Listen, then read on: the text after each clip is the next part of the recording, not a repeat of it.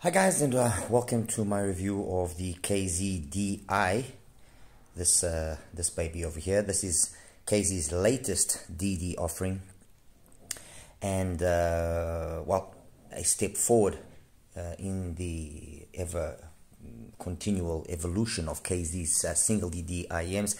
And this time the biggest well, the biggest feature is the fact that they've introduced these tuning switches that you can see over there. Okay.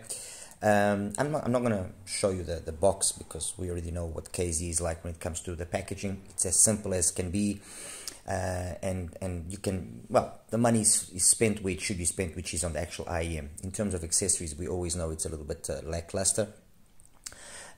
Cable as well, so like I said, no real need to spend too much time with that. Although, having said that, it would have been nice, since this is their flagship single ED, it would have actually been nice if for this time they would have taken one of the nicer cables that they have, that they sell individually, cables which are not that expensive actually.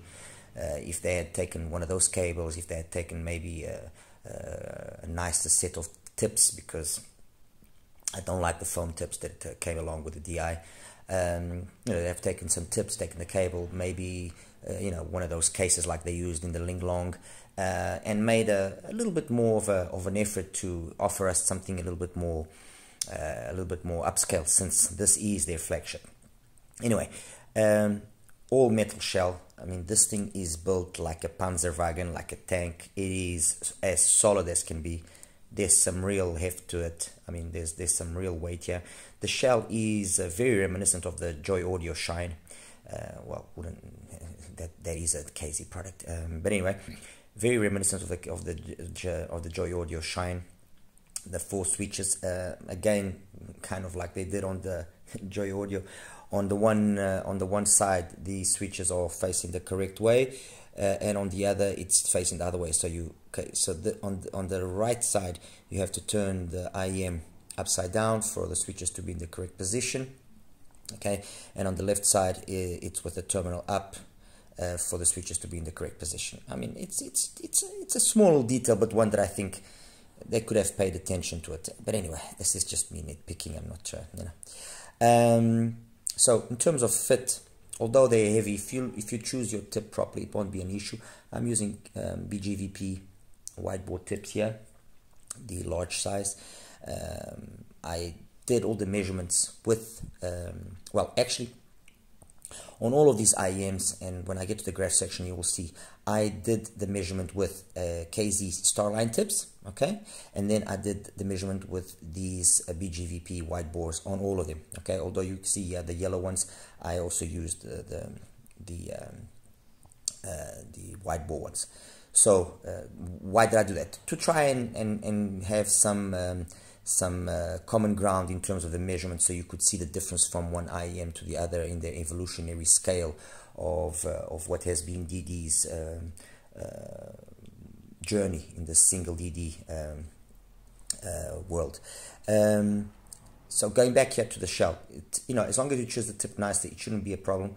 It looks really nice. This, I mean, if this year you told me that this was an IEM costing $200, I wouldn't have any issues agreeing with you, because yeah, there are IEMs that cost that and even more that don't look this nice. That's the reality. So, you know, congrats to KZ, and actually in that aspect, you know, although they've had their less favorable periods, the KZ has always made a very big effort to offer us a good quality in terms of the build.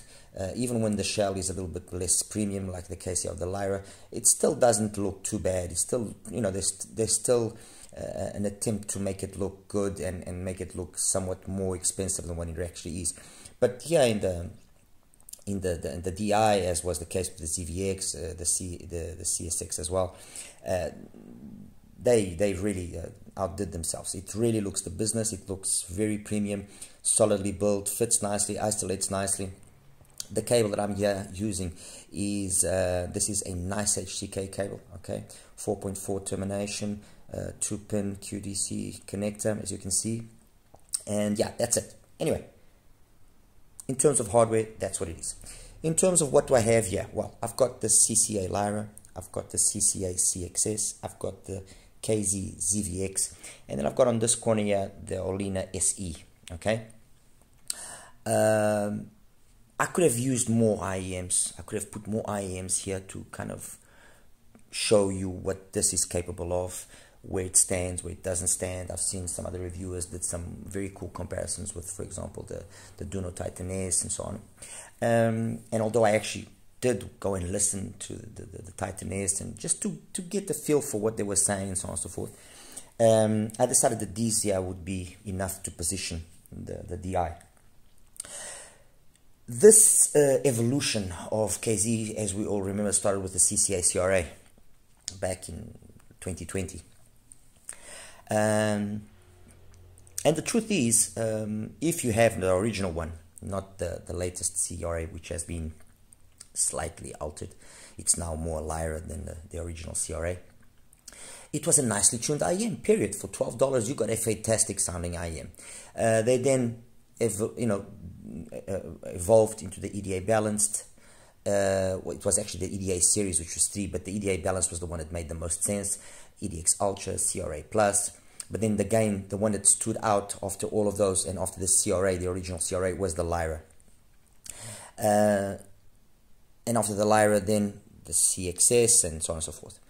The Lyra, with regards to the EDA Balanced and the original CRA, it was the first one that tried to not have that kind of recessed to 1.5 to 3 4K area and then going up and peaking at 5 like they did on the CRA. They tried not to have that.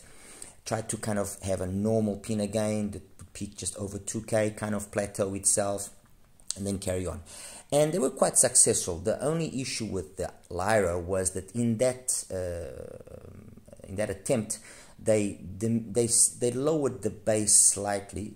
You could still see it was a CCA or a KZ product, but they lowered the bass slightly, so the balance between the bass and the mids and the highs was slightly offset towards the mids and the highs being higher. And what that gave you was a more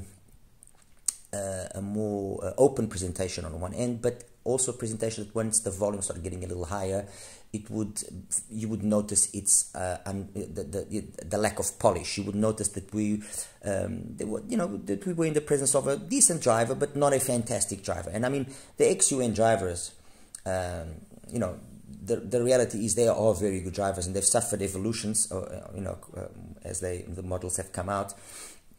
And they actually now call it the legendary driver, but it doesn't. It's not a driver with a fancy diaphragm. No, it's just a normal diaphragm, but it's got a very cleverly designed magnetic system, and it's very well for what it is. It's been very well engineered, and that's why it sounds so good. And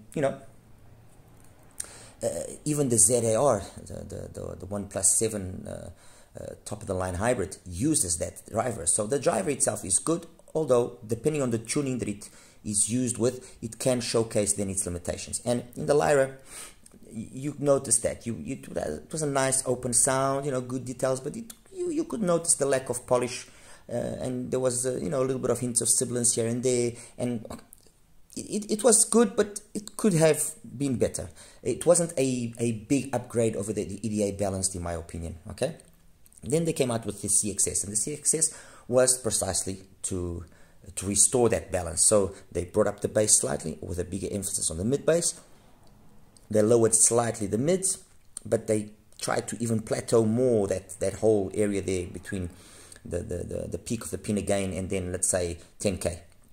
And they were successful. The issue here with the CXS was the shell was not to the liking of some people in terms of the fit. It was a beautiful shell, and it is a beautiful shell. It was the first of this newer generation using all these nice metal shells, and it really looks nice. I mean, it, in my opinion, looks nice. And it was an open back design, although open back design, yeah, in my opinion, is always very subjective. There's a certain ratio that you must have between what is vented by the driver's rear to what actually comes out, and well, in my opinion, that ratio isn't exactly being respected. So I would rather say this is a semi-open design than a open back design. But it was an improvement over this. Then they came out with the DQS, which in my opinion was a step backwards. The DQS was inferior and is inferior to the CXS. More prominent bass, more V-shaped, fun, but it lacked the refinement that the CXS could offer and offers with the same driver. It's just a different shell. And I think the difference in sound basically comes down to exactly that. One is using a metal shell, the DQS is using a plastic shell like they usually use, like it's used on the Lyra. And then recently they came out with the ZVX. And the ZVX is, for me, unquestionably the best DD that they've launched up to date. It is. For me personally, I still think that the ZVX is a better option than the DI, and I'll get to that in a second now, and you'll understand why I'm saying that. Okay, ZVX, I mean, very nice, kind of uses that same whole design there. The shell was slightly changed in terms of its design for the nozzle, so it would fit nicer in the ears. With the whiteboard tips, it plays absolutely amazing. I honestly don't know why they included those silicone tips, those foam tips that KZ now makes. But the performance you get from those tips versus the performance you get from these whiteboards, or the performance you get from these tips, which are the Ledshore tips, it is day and night. I mean, it is such a big difference that I'm actually surprised. These tips, and it's actually curious because this tip doesn't necessarily work as well on the CXS or as well on the Lyra, but on the ZVX it just works fantastic. And the sound, of the ZVX was, in my opinion, a very well balanced out sound. Good bass, good mids. There was no real sibilance. No, it was a real mature tuning, and they attributed that to the fact that they used kind of let's call it a Zobel network to compensate the impedances of the IEM and extract a little bit more performance, and by plateauing, by polishing up the post pinna gain area, by making it more refined. Okay, what is the DI? The DI is an evolution of that, where you have these tuning switches that basically what they do is affect just the bass. What they do up top is very little or nothing, honestly, but they affect the bass. So in the 000 setting, which is basically all the switches down, you get a very flat bass. And then progressively, as you switch on the switches, what you're basically doing is introducing parts of that Zobel network, which this also has, into the equation, which will then increase the bass output. And in the 111 setting, 0, so 1110 setting, it's the one that for me makes the most sense. Because why? Because it has the same bass output as on the ZVX. Okay, so in the other settings, the bass output is lower. It's a bass output which is more reminiscent of the bass output of the Lyra. So you have a signature which tilts itself more towards the mids and the highs being prominent, and the bass being brought down, which in the case of the DI, as was the case with the Lyra, I don't think it's the best option. Why? Because, as I mentioned, the driver, although excellent, let me just make that very clear. The driver, although excellent, it has its limitations. And when you have it tilted that way, the response, you do notice the shortcomings of the driver quicker.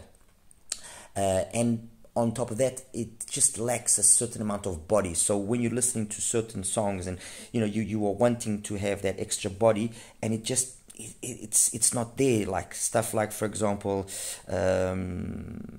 Riviera from Bob Zop. It's a song that has a very nice bass line. So if it has a nice bass line, if it has a nice bass line, I want to make sure that I hear it, I feel it. Okay, I want to have a little bit of that KZ house signature, obviously well done, obviously polished up. Okay, and it lacks. So the setting that makes the most sense, and the reality is this, guys. Once you've set it to the one that you like, the probability of you changing around the settings and messing around with it is very little.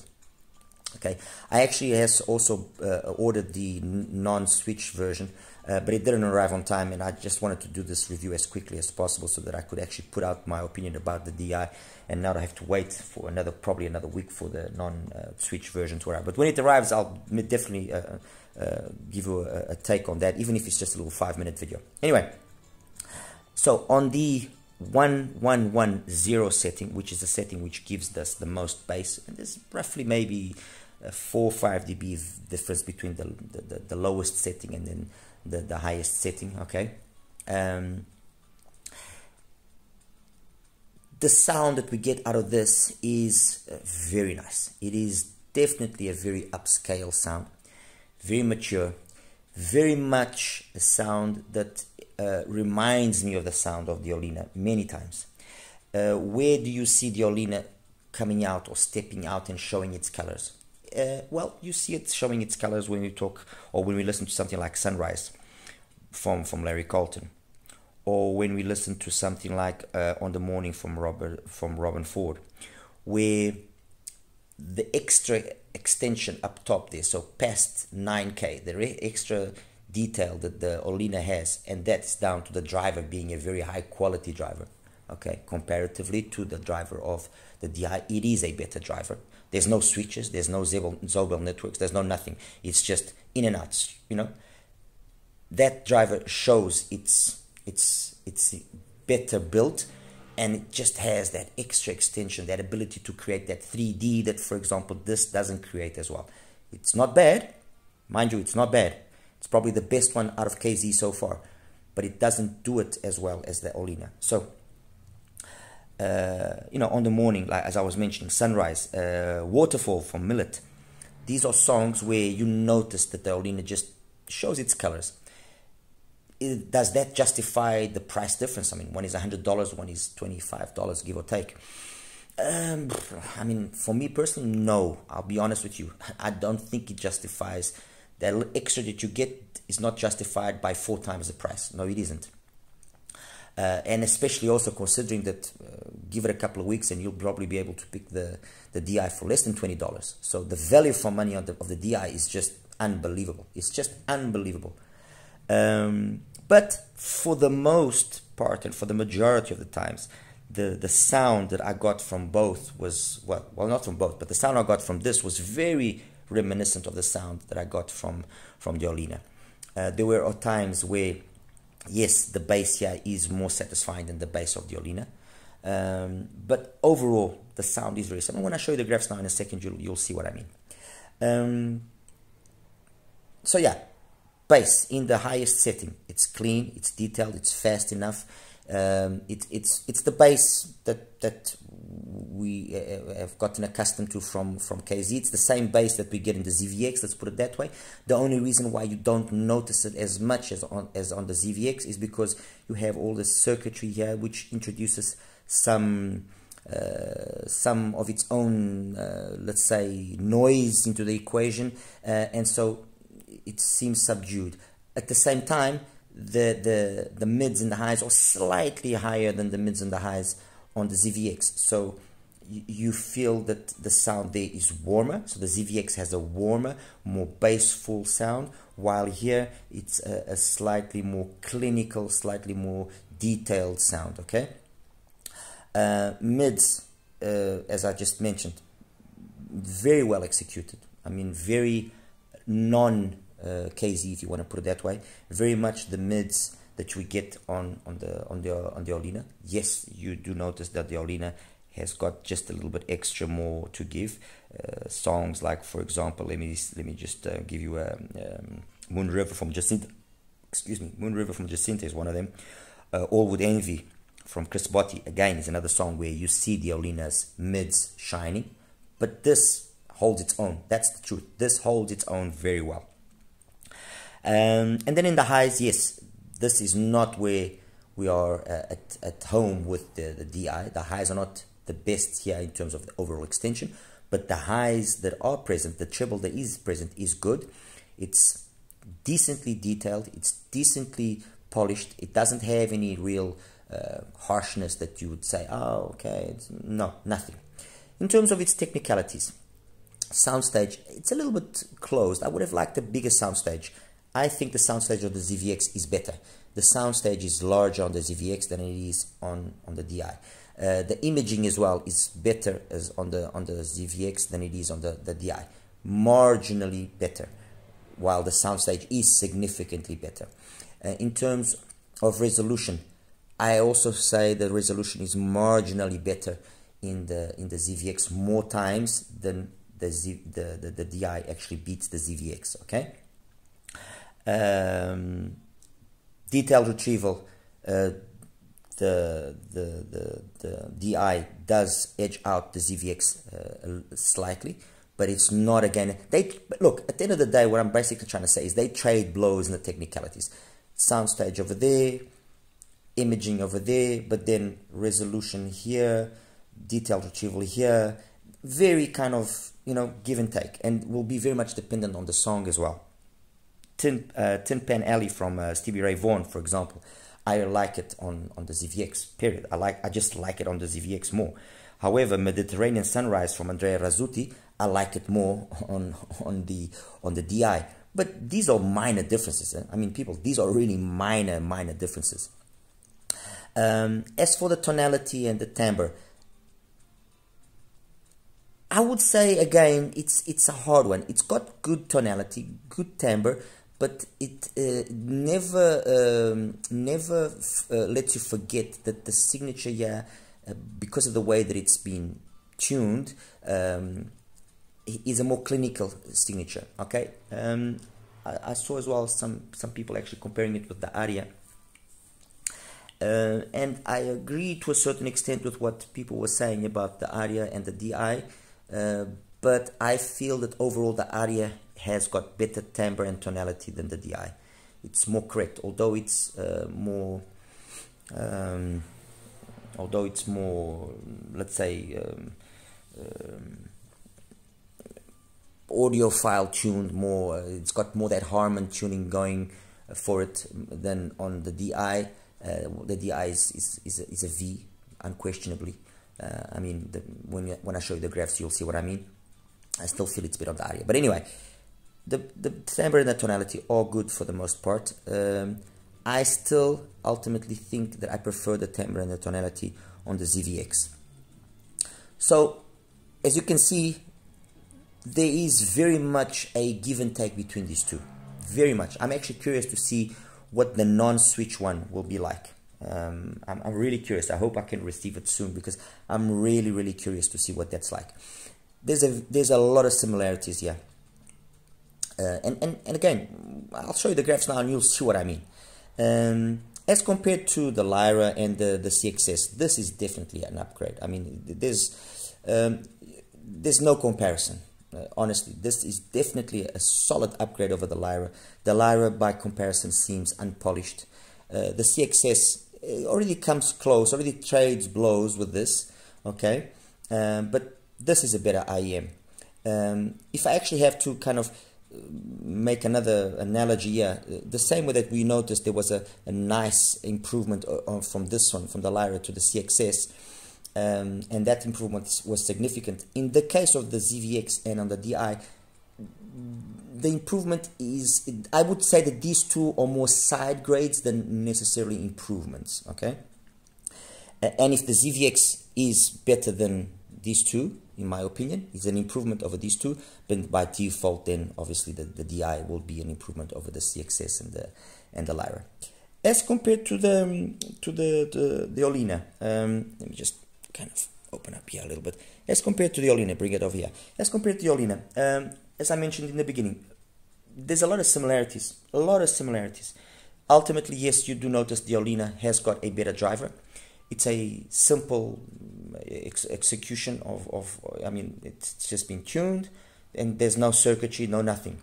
This has got this whole circuitry, this whole Zobel network here, trying to extract the most out of this driver, and they've done an amazing job.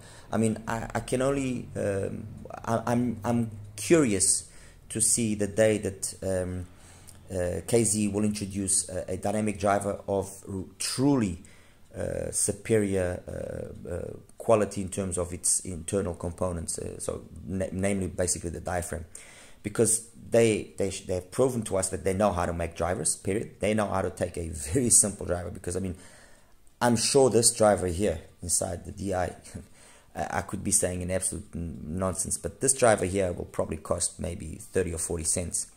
So if they can take a driver that cheap and make it sound this good, imagine what they can do, okay? Imagine now what they can do with a driver which the Olina has, which is a driver that probably costs $3 or $4. Imagine what they can do with that driver. That's the question that you should be asking yourselves. So as compared to the Olina, it doesn't have the extension of the Olina. The Olina outright beats it. Technically, the Olina again beats the DI. There's no comparison.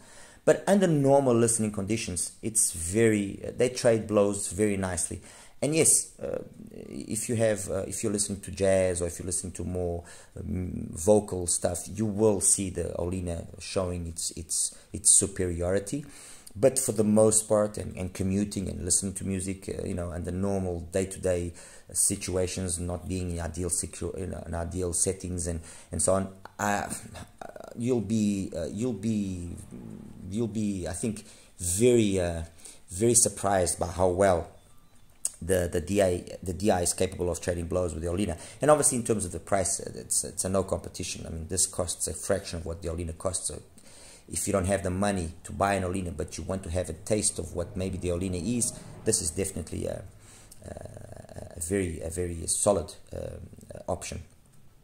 And that's it, guys. I mean, definitely, what is my verdict? A wreck? Yes, I would say it's a wreck.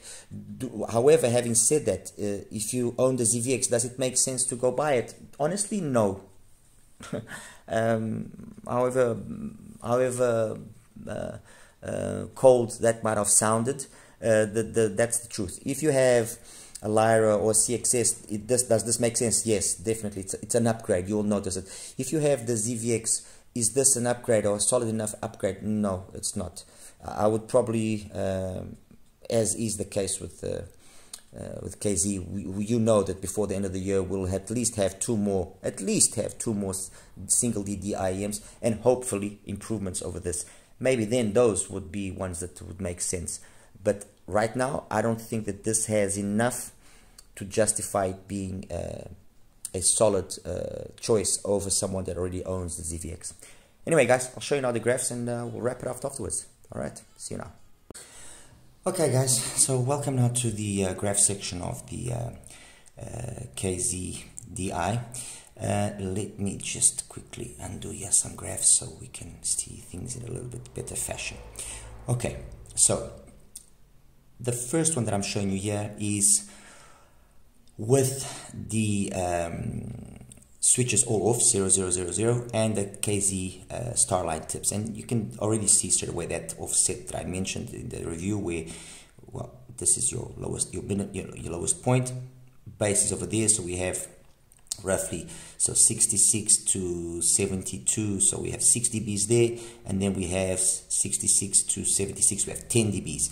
So there's a difference between the mids and the highs, which is very very prominent. Focus, making the sound very mid-centric, so it's nicely detailed and so on and so forth, but it's cold. It's a sound which is kind of brings to mind the Titanes, that kind of stuff. All right, then this is the Starline. This is with the wide board tip that I used, and this is the listing that I did across the board because I just preferred it this way. You can argue, oh, but I've lost some info there and so on and so forth. Okay, fine. Personally, for me, this way with the wide bore is the way I preferred listening to it. So I'm going to take away the Starline. I'm actually going to remove it all together so it doesn't confuse us here. Okay, there we go. So this is the setting with the switches all off. Then this next one here is the setting where the first switch is put on, so there's a little bump there, a little small increase. Then this one is yet again a further increase. where there's a little bit more bass coming out, you can see over there. And then the final setting, which, well, not the final setting, but the 3 switches on, and then only the final one off, you have yet more. So if I take away the 2 intermediate ones, you can see here already a good difference. There's a difference there between 72, 76, like 4 dBs more or less. Okay, so you can feel this. You can definitely notice there's more bass, and that balance is already there. There's also a slight increase in the mids and the highs, but are very minimal. So if in the beginning we were at 66 and then we had a gain of 6 dBs for the bass and a gain of 10 dBs for the highs, now we have a gain of 10 dBs either way. And if you can see, they basically balanced out. Okay, and this is for me how it should be personally, or then with a slight lower mid and high level. But then again, that will be very much dependent on how the bass is executed. Yeah, in terms of how the bass itself is executed, it's, in my opinion, spotless. I mean, it's perfect. It's flat by 300 hertz basically. I mean, even before that you can't really fault this. This execution, yeah, is very well. It's very well done. So that's it. And then we have one final setting, which is all the switches on, which is basically a setting that is an easier way for the IEM to, it just sounds louder. It's like the one with the 3 switches, the first 3 switches in the up position and the last one off. It's just easier to drive in this way. Okay, so let's just get then all of these out so that they don't get in the way of confusing us. And oops, come on. All right, so that's out, that's out, that's out, that's out, that's out, that's out, that's out. Okay, let's start now in the beginning as we want to start. Okay, first, no, so the setting that I used was this one here for all of my listening, okay, which is, again, let me just repeat the setting with 1 1 1 0. So 3 switches on, the last switch off. As you can see, I like the way that this balance is obtained. I like the way that I have some fullness in the bass, and it just matches everything very nicely. It just sounds, for me, it sounds perfect. Okay, first one that I'm going to show you here is, take this one out as well, it's not doing any, is the ZVX with also the same wide bore tip. Okay, it's graph number 4. There we go, and that's it. As you guys, as you can see, let me try and see if I can actually put this in a color where it's more noticeable. Let me see if this will show itself more. As you can see, it's the same bass, but the fact that we've just come down slightly here in the mids, okay, it just makes the ZVX sound warmer. Also, the fact that there's no extra circuitry there in the way of the signal, it just makes the ZVX sound warmer. And so tonally, for me, the ZVX, I prefer the ZVX tonality and timbre over the DI. Okay, the DI is more clinical. Even in the setting that I used it, the ZVX is warmer. It's a more, it's got the more that old school vibe. Okay, that's the ZVX. The next one here is the CXS, also with that same wide bore tip, this one, and the CXS, let me just take away the ZVX. The CXS, you notice it's got a lot more mid bass, and although over here it's not bad, I mean, it's not badly executed, this just thickens up the sound too much, so it kind of loses that polish that we have on the ZVX and the polish that we have on the DI, and just thickens up the sound. It's not bad, but the DI is definitely an improvement over the CXS. Okay, next one, no, that one, no. Oh, let me just show you here quickly the ZVX with the LED short tip. That's the ZVX with the LED short tip. It's actually closer than it is with the wide bore tip. Okay, the ZVX with the LED short tip, as you can see, it's good. Trust me, guys, trust me, it is really, really good. And let's leave it at that. Next one, the Lyra with that same, wide bore tip. It's the one that, although the bass is kind of the same as the bass as on the DI, which I mentioned during the review, you can see that it's not as polished up top here. It's a little bit more up and down, and you do notice that that little 5K extra energy there. You notice that there's a little bit of hints of sibilance. It's just less polished. Okay, that's the Lyra out of the way. Okay, and now the Olina, and the Olina with the wide. I'm going to show you the Olina with the wide bore, and I'm going to show you the Olina also with the lead short tip, because it really sounds different. With the wide bore, sorry guys, I don't want to make a mistake here. With the wide bore, number 6 exactly. With the wide bore, then let me just change the color. There, okay.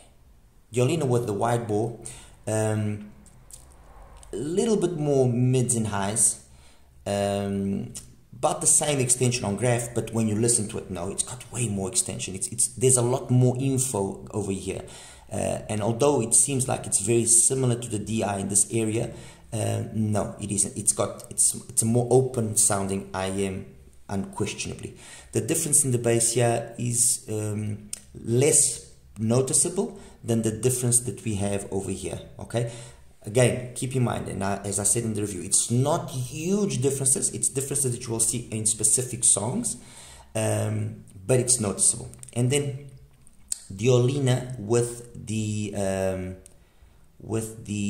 lead short tip, it actually even opens it up more with regards to the high frequencies and the 3D-ness and the technicalities. The Olina with the lead short tip is absolutely marvelous. Honestly, it's marvelous. The bass, again, the same thing. The bass of the Olina, you could say, is the bass of the DI in the 1000 setting. So one of the first settings. Okay, it's got that little difference there of 3-4 dBs, but it's not as noticeable as you would actually think. It's less noticeable. So that's it, guys. I mean, look, it is definitely the best DD offering that KZ has given us up to that. Definitely, without question. Personally, and this is just me personally, I don't think it's an option that makes sense if you already own a ZVX, and I think the ZVX is absolutely fantastic. I mean, as I mentioned, the ZVX with the lead short tip, it just is really good. It's good. It's really good. So if you guys have got one, get those lead short tips, try it out. I'm sure you'll be impressed. But it is a fantastic IEM, nice implementation of the switches. They work mostly, if not only, in the lower frequencies, as you guys saw from what I showed you a little bit earlier. And that's it. I mean, you know, there's not really much more I can say. As always, like and subscribe, you know, ask questions, please. I'm here to try and help and be a positive source of information and transparency and honesty. And so please feel free to ask anything you want to ask. All right, you take care now. Bye-bye.